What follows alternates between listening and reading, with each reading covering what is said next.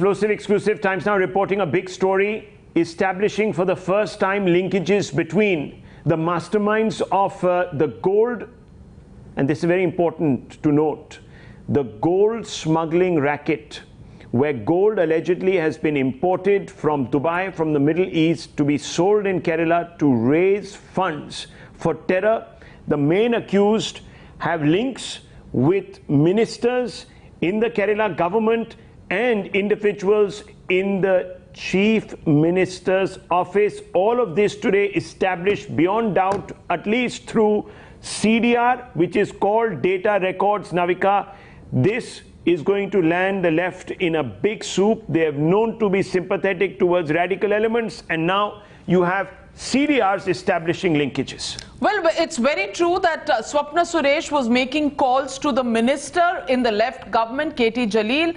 16 calls and 13 of these are incoming calls for the minister, but 2 are outgoing and 1 SMS is also outgoing. Also that she was making calls to the private secretary of the chief minister.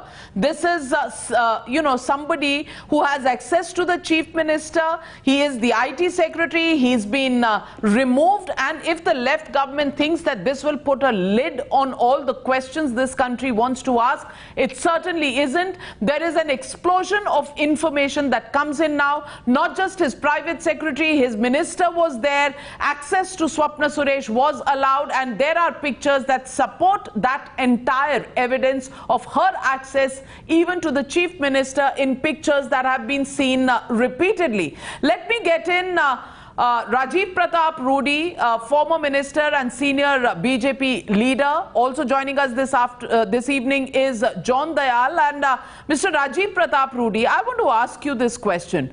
Does the removal of one private secretary of the chief minister end the questions that the left needs to now answer, the CPM now needs to answer, not just the chief minister, but Sitaram Yechuri also here in New Delhi? Because this is a very, very important linkage to what could possibly be a terror case.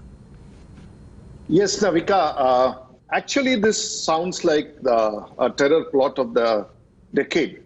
So I will just make some political questions because I'm not an investigator. What I've heard, what you have spoken, is we need to find the political connects. And what did Swapna had to do with the chief minister? What did the IT minister had to do with the chief to Swapna?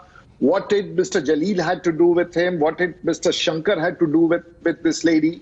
These are many questions which are emerging because they say that it is a connect between terror, supply of gold, and thereafter terror linkages.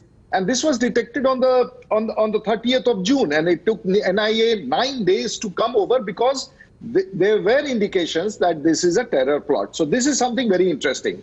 And more interesting is using a diplomatic cover to have these transactions through. And these people were those who were people connected to the government. So my question is very political, that how come a left government headed by Mr. Pinyari, and they are supposed to be people of high credibility, and quality of life is very different from other political groups as they claim to be. How did they have such connections and allow this to happen under them? So this is a very big political question.